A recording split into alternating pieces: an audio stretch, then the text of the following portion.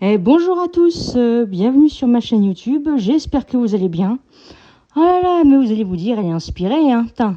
Hier, une vidéo, aujourd'hui, une vidéo. Ouais, non, mais ça m'arrive des fois, j'ai des lumières comme ça. Bon, alors aujourd'hui, j'ai prévu de vous faire une vidéo pareille, un petit peu spéciale. Alors en fait, c'est... Bon, bah en fait, là, ce que je vais vous parler, c'est pourquoi j'ai décidé de rester aveugle. Et ouais, je sais, je suis bizarre, selon beaucoup de personnes, je suis aveugle, mais je veux le rester. Mais bon, voilà, je vais vous expliquer pourquoi. Alors, surtout, n'hésitez pas à vous abonner, à liker, disliker la vidéo, commenter, partager sur les réseaux sociaux, enfin tout ce que vous voulez, quoi. Voilà, voilà. Donc en préambule, je vais vous raconter un peu mon histoire pour que vous compreniez bien le contexte et après je vais vous expliquer donc pourquoi ce choix, pourquoi j'ai décidé de rester comme je suis. Voilà, voilà.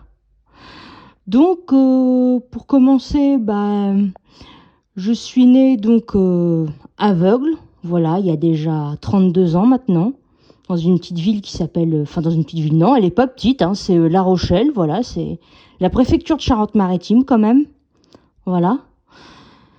Et donc j'ai été diagnostiquée aveugle à l'âge de 6 mois, voilà, par le médecin de ma grand-mère, hein, parce que enfin, jusqu'à mes 6 mois, on disait bébé normal, mais non, j'étais pas normale du tout parce que déjà, un bébé, déjà des 2-3 mois, c'est censé tourner la tête quand on lui tend quelque chose, essayer d'attraper l'objet. Moi, je ne faisais rien de tout ça.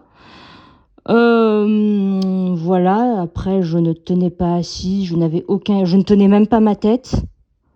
Voilà, j'avais une tête très lourde. Même mes parents étaient obligés de me tenir parce qu'en fait, j'étais entraînée par ma tête. J'avais la tête très lourde. J'étais hypotonique. Voilà, et donc, ce qui s'est passé, c'est qu'à 6 mois, donc ma grand-mère allait chez son médecin, puis elle m'a emmenée avec elle. Puis le médecin, il lui fait comme ça, non mais elle dort votre petite fille. Et ma grand-mère, elle fait non, elle a tout le temps la tête penchée comme ça. Et donc le médecin, il a dit, vous permettez? Il m'a examiné et c'est là qu'il a dit, je suis désolée, mais je crois bien que votre petite fille, elle est aveugle, quoi. Donc, évidemment, ma grand-mère, voilà, elle en a parlé à mes parents, qu'on fait tous les examens nécessaires. Et donc, c'est à l'âge de 6 mois qu'effectivement, il s'est avéré que j'étais aveugle et atteinte d'une maladie très, très, très rare, la dysplasie septo-optique ou syndrome de Morsier. D'ailleurs, pour ceux qui veulent en savoir davantage sur cette maladie, je mettrai le lien en commentaire. Voilà, même s'il y a des médecins qui regardent cette vidéo, ça pourrait être intéressant parce que je suis effarée des fois d'avoir à expliquer ma maladie à des médecins. C'est moi qui leur fais court, limite, des fois. Donc, enfin, voilà, c'est un autre débat, mais bon, c'est effarant. Donc, je vais quand même vous expliquer le gros de cette maladie, hein. Donc, c'est une maladie qui touche déjà les nerfs optiques. Voilà. Donc, dans mon cas, c'est une cécité bilatérale. Voilà, les deux yeux sont atteints. Et une partie du cerveau. Alors, en fait, je vous explique. Le cerveau est séparé en deux hémisphères, le gauche et le droit. Donc, l'un gère l'émotionnel et l'autre le rationnel. Et entre les deux, il y a une cloison donc qui sépare ces hémisphères. Donc j'ai employé un nom un peu barbare, mais c'est le septum pellucidum. Donc voilà, son rôle est de séparer ces deux hémisphères et le corps calleux. Voilà, tout ça, ça tient ce rôle de séparation. Donc moi, fort heureusement, j'ai le corps calleux, mais par contre, je n'ai pas cette cloison qui sépare les deux hémisphères. Voilà, donc heureusement, j'ai échappé à des troubles intellectuels, parce que la majorité des cas, c'est ça. Mais par contre, j'ai une très mauvaise gestion de mes émotions par moment. Ça veut dire que je peux pleurer pendant des heures, des fois pour rien du tout, des fois je peux me mettre en colère pour rien. Je suis beaucoup dans l'émotionnel, par contre, pour analyser, pour être vraiment dans le rationnel. Alors là, c'est beaucoup plus compliqué. En fait, moi, voilà, compte tenu de l'absence de cette cloison, l'émotionnel prend beaucoup trop le pas sur, sur le rationnel, quoi. Donc des fois, c'est pas toujours évident.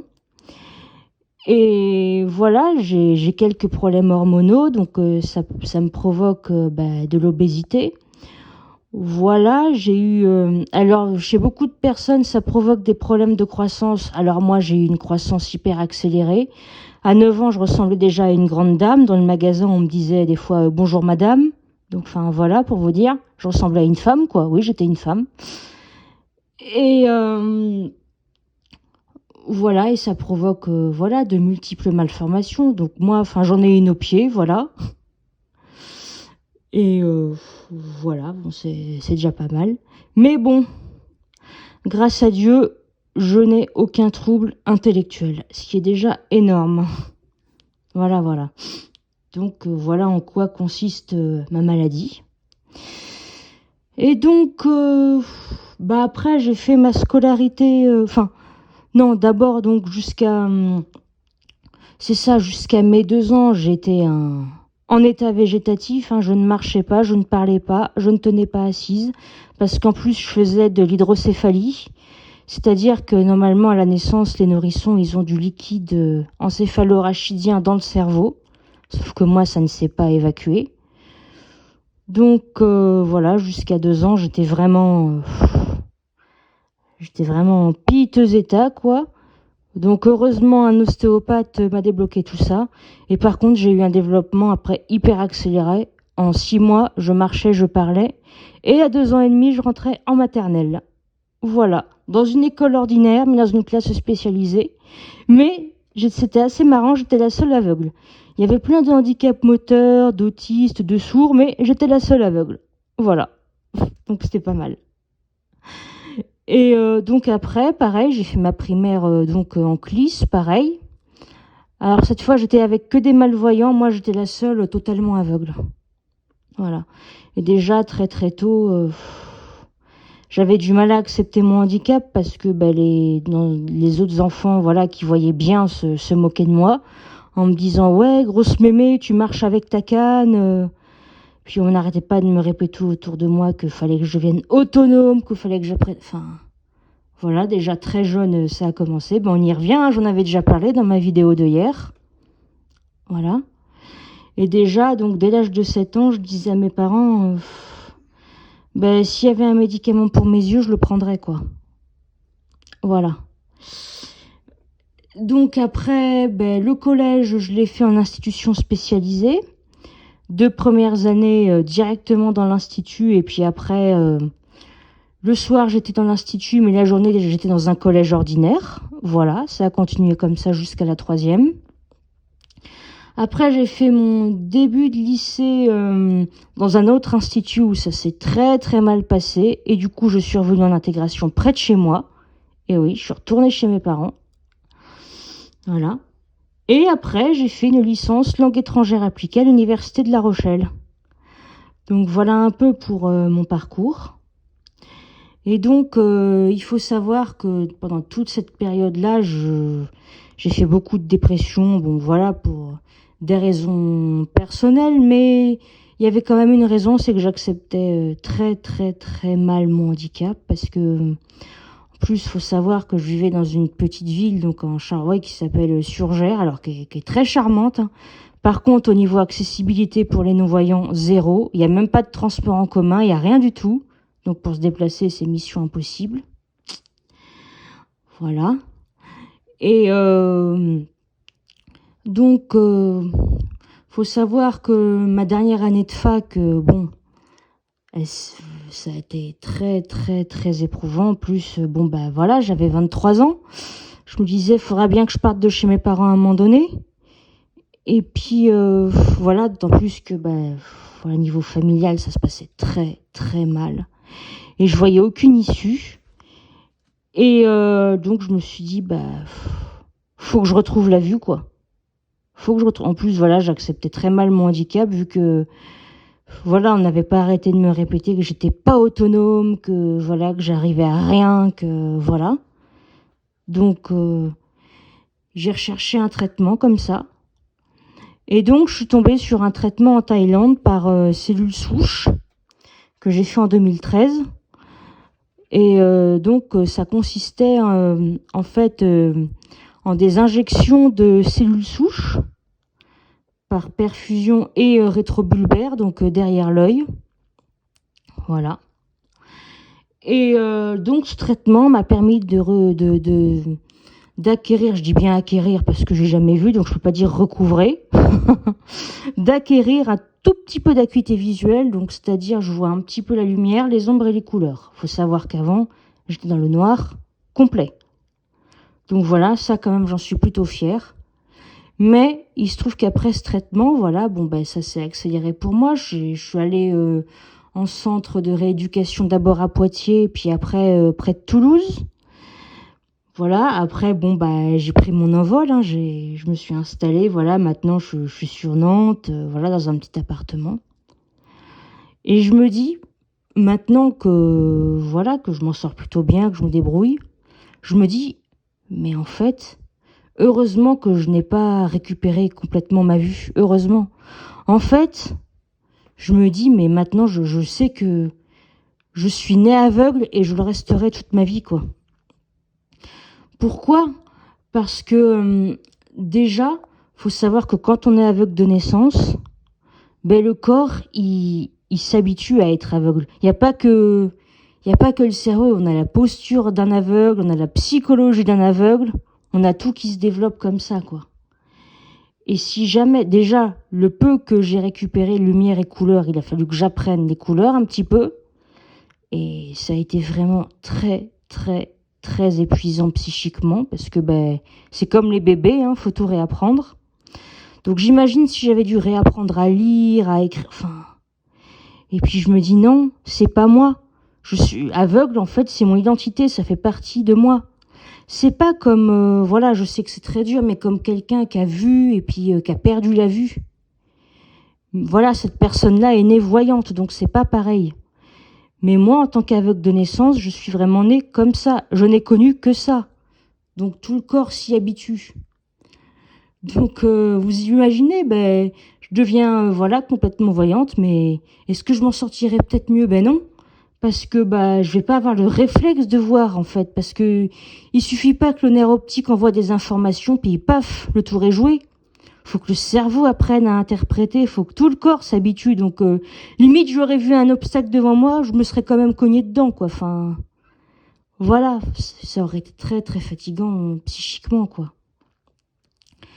Et voilà, donc il y a ça, et puis je me rends bien compte, voilà, après des années, ben, ça fait déjà ouais, 9 ans que j'ai fait le traitement. À l'époque, voilà, je sais que j'étais au plus bas, j'étais en très grande dépression, je savais vraiment pas ce que j'allais faire de ma vie, et je n'avais trouvé que cette issue pour m'en sortir. Alors peut-être que si j'avais vécu dans une ville plus accessible, ben déjà à l'époque, telle que Nantes, ou peut-être que j'aurais eu envie de le faire, ce traitement. Mais pas de manière aussi vitale. En fait, à l'époque, pour moi, ce n'était qu'une question de vie ou de mort, quoi. C'est soit je faisais le traitement et je m'en sortais, ou sinon, je sais pas comment j'allais finir, quoi. Soit toute ma vie chez mes parents, ou soit en foyer de vie, ou je sais pas comment, quoi. Vraiment, je n'avais aucune, pour moi, je n'avais que cette issue-là, quoi. Et je me dis qu'en fait, maintenant, ben, malgré mon handicap, enfin, je peux faire plein de choses. Et puis, ben, c'est moi surtout. Je suis née aveugle et je resterai aveugle. C'est mon identité, c'est ça. Étant donné que j'ai jamais vu, ben, je peux pas enfin oui, ben, je ne peux pas me voir autrement, quoi.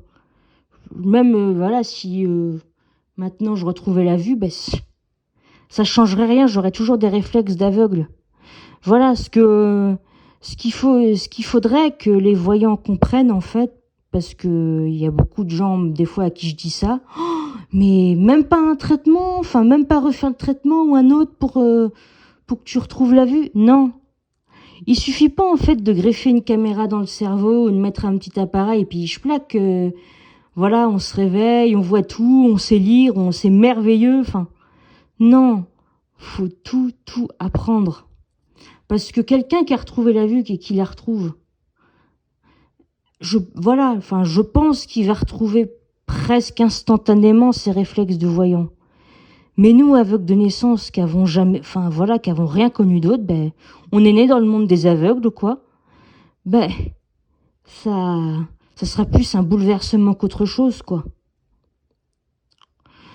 Donc voilà. Donc en fait, il y a une morale à ça, c'est qu'avant de décider de faire un traitement, quelconque, faut déjà apprendre à vivre avec son handicap, à l'accepter. Et après seulement, si on a envie de tenter un traitement, on le fait ou pas, mais faut d'abord s'accepter tel qu'on est, parce que faut pas le faire uniquement parce qu'on n'a pas d'autre issue, quoi, parce qu'on est déprimé, parce qu'on en a marre, parce que